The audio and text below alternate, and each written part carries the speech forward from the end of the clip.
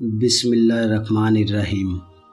دوستو، 7 جگہ بسم اللہ مت پڑھنا ورنہ انسان کافر ہو جاتا ہے۔ خبردار، قرآن مقدس اللہ کی عظیم کتاب ہے۔ یہ برکت والی کتاب ہے۔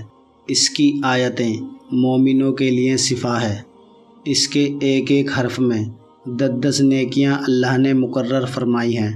قرآن مقدس دنیا اور آخرت کی پریشانیوں کا علاج ہے۔ قرآن مقدس رحمتوں کا خزانہ ہے، لیکن اس عظیم رحمت والے خزانے سے مالا مال ہونا ہو تو پہلے سچے دل سے بسم اللہ پڑھو، پھر اس خزانے کو کھولو اور زیادہ سے زیادہ اللہ کی رحمتوں کو حاصل کرو۔ جب قرآن مقدس جیسی عظیم کتاب بغیر بسم اللہ کے نہیں کھلتی تو دوسرے جائز کام کی برکتیں بغیر بسم اللہ کے کیسے حاصل ہو سکتی ہیں؟ حضرت عثمان بن عفان رضی اللہ تعالیٰ عنہ نے رسول اللہ صلی اللہ علیہ وآلہ وسلم سے بسم اللہ کی نسبت سوال کیا۔ آپ صلی اللہ علیہ وآلہ وسلم نے فرمایا، یہ اللہ تعالیٰ کا نام ہے۔ اللہ تعالیٰ کے بڑے ناموں اور اس میں اس قدر نزدیکی ہے جیسے آنکھ کی سیاہی اور سفیدی میں۔ جابر رضی اللہ تعالیٰ عنہ فرماتے ہیں، جب یہ آیت بسم اللہ اتری، بادل مشرق کی طرف چھوٹ گئے، ہوائیں ساکن ہو گئیں، سمندر ٹھہر گئے، جانوروں نے کان لگا لیے، شیاطین پر آسمان سے شعلے گرے، اور پروردگار عالم نے اپنی عزت و جلال کی قسم کھا کر فرمایا کہ جس چیز پر میرا یہ نام لیا جائے گا اس میں ضرور برکت ہوگی۔ ابن مسعود رضی اللہ تعالیٰ عنہ فرماتے ہیں کہ جہنم کے 9 دروگوں سے جو بچنا چاہے وہ بسم اللہ پڑھے۔ اس کے بھی 9 حروف ہیں۔ ہر فرشتے سے بچاؤ بن جائے گا۔ اسے ابن عطیہ نے بیان کیا ہے، لیکن کچھ ایسی جگہ ہیں جہاں پر بسم اللہ پڑھنا حرام ہے، جائز ہی نہیں ہے۔ ہر انسان جہاں چاہتا ہے پڑھ لیتا ہے۔ کچھ لوگوں کی ایسی عادت بن جاتی ہے کہ وہ ہر کام کرنے سے پہلے ایک دم بسم اللہ پڑھ لیتے ہیں، تو کچھ ایسی بھی جگہ ہیں جہاں پر بسم اللہ ہمیں نہیں پڑھنا چاہیے۔ جہاں پر بسم اللہ انسان اگر پڑھے گا تو وہ گناہ گار ہوگا۔ بسم اللہ کا پڑھنا ایسی جگہ پر، ایسے مقامات پر جائز ہی نہیں ہے۔ اب آپ یہ سمجھ لیجئے کہ کون سے مقام پر بسم اللہ پڑھنا چاہیے، کن مقامات پر بسم اللہ نہیں پڑھنا چاہیے۔ ناظرین، آپ نے سنا ہوگا کہ ہر کام شروع کرنے سے پہلے بسم اللہ پڑھنی چاہیے، کیونکہ بسم اللہ کا معنی ہے کہ اللہ کے نام سے شروع، جو بڑا مہربان نہایت رحم والا ہے۔ یعنی ہم کام کو جو شروع کر رہے ہیں اللہ کے نام سے شروع کر رہے ہیں، تاکہ اللہ تعالی ہمارے اس کام میں برکت عطا فرما دے۔ اور بسم اللہ پڑھنے کے فائدے بھی بہت زیادہ ہوتے ہیں کہ اگر کوئی انسان کسی کام کو پڑھ کے کرتا ہے تو اللہ تبارک و تعالی اس کے اس کام میں برکت عطا فرماتا ہے۔ اور یہ سنت بھی ہے۔ حضور صلی اللہ علیہ وآلہ وسلم نے بہت سارے مقامات پر بسم اللہ پڑھنے کی تاکید فرمائی ہے، اور حضور صلی اللہ علیہ وآلہ وسلم نے بسم اللہ پڑھنے کا حکم دیا ہے۔ اب اگر آپ کوئی بھی نیک کام شروع کر رہے ہیں، اس کام کو شروع کرنے سے پہلے بسم اللہ اگر آپ پڑھ لیں گے تو آپ کی سنت بھی ادا ہو جائے گی، اور اس پہ آپ کو ثواب بھی ملے گا، اور اس کی برکتیں بھی آپ کو ملیں گی۔ اگر آپ نے کسی نیک کام شروع کرنے سے پہلے بسم اللہ پڑھ لیا تو پھر انشاءاللہ اس میں آپ کا نقصان نہیں ہوگا۔ اللہ تعالیٰ خود آپ کا حامیہ مددگار اور ناصر بن جائے گا، کیونکہ آپ نے اپنے کام کو اللہ کے نام سے شروع کیا ہے کہ ہمارا کام تھا کرنا، اور بندہ کیا کرتا ہے اور اس کے بس میں ہوتا کیا ہے۔ بندہ تو اسباب اختیار کرتا ہے، اور بندہ کر بھی کیا سکتا ہے۔ بندے کے ذمے صرف اسباب کا اختیار کرنا ہے کہ آپ کسی کام کو کرنے سے پہلے اسباب اختیار کریں کہ ہمیں یہ کام کرنا ہے، باقی اللہ کے سپرد کر دیں۔ آپ اپنے کام کو کریں، باقی جو آپ کا کام ہے وہ اللہ تبارک و تعالیٰ کے سپرد کر دیں۔ ایک مرتبہ ایک صحابی آ کر عرض کیا، یا رسول اللہ صلی اللہ علیہ وآلہ وسلم، میں پریشان ہوں، ہمارے اونٹ کہیں کھو گئے ہیں۔ تو آپ صلی اللہ علیہ وآلہ وسلم نے ان کو یہ بتایا کہ اللہ پہ بھروسہ کرو، اور اللہ پہ بھروسہ ہی اصل چیز ہے۔ یہ بولو کہ میں نے اللہ پر بھروسہ کر لیا۔ اللہ پاک کافی بہترین کارساز ہے۔ تو کچھ صحابہ اکرام کہنے لگے، یا رسول اللہ صلی اللہ علیہ وآلہ وسلم، ہمیں اللہ کی ذات پر بھروسہ ہے، کیا ہم اپنے اونٹوں کو ایسے ہی چھوڑ دیں؟ اگر ہماری قسمت میں ہوں گے تو ہمارے اونٹ واپس آ جائیں گے، اور مقدر میں نہیں ہوں گے تو چلے جائیں گے۔ ہمیں اللہ کی ذات پر بھروسہ ہے۔ تو آپ صلی اللہ علیہ وآلہ وسلم نے فرمایا کہ نہیں، پہلے اپنے اونٹ کو باندھو، پھر اللہ کی ذات پر یقین کرو، پھر اللہ کی ذات پر بھروسہ کرو۔ یعنی ہمارے ذمے کے جو کام ہیں ہمارے اوپر کرنا لازم ہے۔ اسباب کا انکار کرنے والا جاہل ہوتا ہے۔ اسباب کا انسان انکار کر نہیں سکتا کہ نہیں، ہم تو ہاتھ پر ہاتھ رکھ کر بیٹھ جائیں گے، اب اللہ کھلائے گا، کیونکہ وہ رزاق ہے، وہ ہمیں کھلائیں۔ لیکن آپ اپنی محنت کیجئے، آپ اسباب اختیار کیجئے، پھر اللہ کی ذات پر چھوڑ دو۔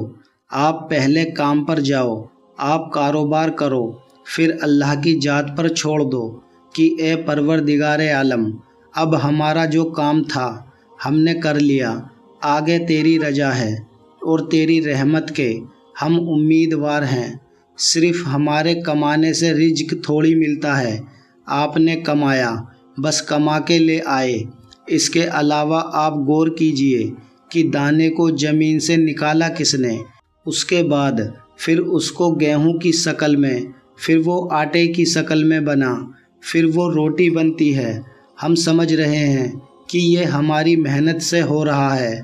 ہم نے روٹی بنائی، روٹی بنا کے وہ سالن یا سبزی ہمارے سامنے آئی، اس کے بعد ہم نے جیسے اس کو بسم اللہ پڑھ کے کھایا، تو اب ہمارے حلق پر ایک فرشتہ بیٹھا ہوا ہے، وہ فرشتہ اللہ سے اجازت مانگ رہا ہے۔ حلق میں ہماری دو نالیاں ہوتی ہیں، ایک نالی ہوتی ہے جو سانس کی ہوتی ہے، ایک نالی وہ ہوتی ہے جس سے رزق اندر جاتا ہے، کھانا اندر جاتا ہے۔ تو یہ دو نالی بالکل برابر ہوتی ہیں اور دونوں کا ایک ہی چھید ہوتا ہے، لیکن پھر وہ اندر جا کر الگ ہو جاتی ہیں۔ اب آپ یہ سوچ کر دیکھیے کہ فرشتہ یہاں پر بیٹھ کر اللہ سے پوچھتا ہے ہمارے ہر لقمے پہ کہ مولا اس لقمے کو زندگی کا سبب بناؤں یا موت کا باعث بنا دوں۔ اب اللہ تعالیٰ کی اگر مرضی ہوتی ہے تو وہ لقمہ زندگی کا سبب بن جاتا ہے، اور اگر اللہ کی مرضی نہیں ہوتی تو وہ لقمہ موت بن جاتا ہے۔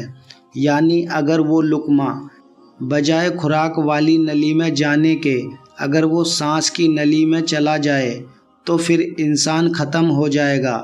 تو آپ دیکھیے، ہم نے اتنے سارے کام کیے، لیکن فرشتہ یہاں پر بیٹھا ہوا ہے کہ اس نوالے کو، اس لقمے کو کہاں لے جانا ہے۔ تو یہ آپ نے اسباب اختیار کیا، یعنی اس کو اسباب اختیار کرنا کہتے ہیں، اور اللہ تبارک و تعالیٰ پر چھوڑ دیا۔ تو نیک کام ہم شروع کر رہے ہیں، کھانا کھا رہے ہیں تو ہمیں بسم اللہ پڑھنے کی تاکید کی گئی ہے، لیکن بہت سارے لوگ ایسے ہوتے ہیں کہ کچھ حرام کام کرتے ہیں۔ جیسے مثال کے طور پہ اگر کوئی انسان جوا کھیل رہا ہے تو اس میں بسم اللہ کا پڑھنا حرام ہے کہ اللہ کے نام سے شروع۔ اللہ نے کب کہا تھا کہ جا کر آپ جوا کھیلو؟ اللہ نے کب کہا تھا کہ جا کر آپ شراب بیچو؟ اللہ نے کب کہا تھا کہ جا کر آپ جھوٹ فریب مکاری کرو؟ اللہ نے تو کہا ہی نہیں۔ ایک شخص نے بڑی عالیشان منزل بنوائی اور اس پہ لکھوایا اعظم من فضل ربی، اور شیطان نیچے بیٹھا رو رہا ہے۔ تو لوگوں نے پوچھا تو کیوں رو رہا ہے؟ تو اس نے کہا کہ دیکھو میں نے اس سے جھوٹ بلوایا، فراڈ کروایا، ہم نے اس کی بلڈنگ فراڈ کر کے بنوا دی، اور یہ لکھ رہا ہے ھذا من فضل ربی، یہ میرے رب کا فضل ہے۔